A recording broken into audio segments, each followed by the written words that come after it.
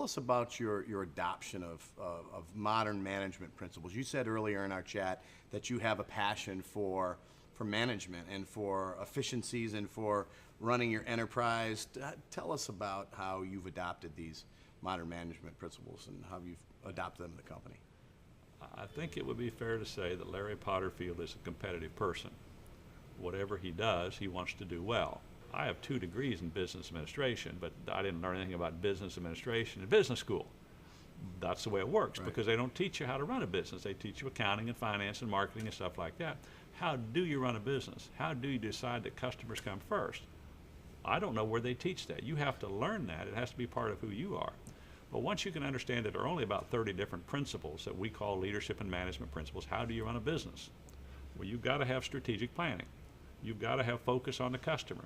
You've got to have a focus on your employees. You've got to be really, really, really straight on processes. You've got to absolutely love processes and process management and lean engineering to take all the waste out of processes.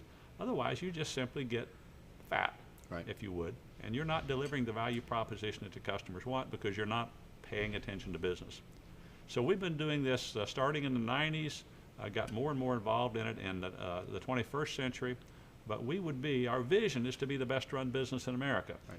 The best run business in America. Well, what a grand, grand vision. How dare you have such a grand vision? And why would anybody possibly believe that you could do that?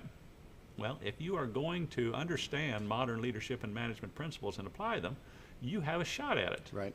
Well, we understand them, and we do apply them, and we're a 2009 Baldrige National Quality Award winner. That's the National Championship of Business Administration, I guess. Right.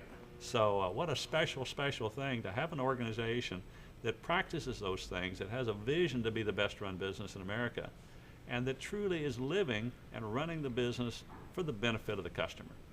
Now, aren't you also evangelizing, for lack of a better word, these practices at other businesses around the country? I mean, how would you feel if every business in this country strived to win a Malcolm Baldrige Award? What would that do for American business? Well, I'm a patriot, and I'm an American. My vision for America is that we will always be the greatest nation on earth. Well, okay, what a great vision. Everybody would like to have that vision. So do you get to be the greatest nation on earth just because you talk about it?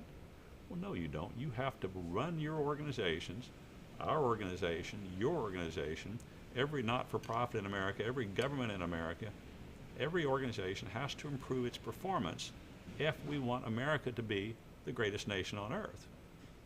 Yeah, we got it in the 20th century. How do you keep it in the 21st century? And it isn't a birthright to be the greatest nation on earth. We have got to improve our performance in all segments of society.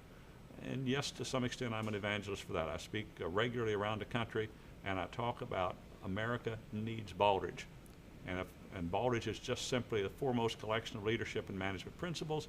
If organizations will study those principles and make sure that they're applying them, their performance will go up. Well, what a wonderful thing for performance to go up in all sectors of the American economy. We wouldn't be in the bite that we are today, right, if we were all practicing Baldrige.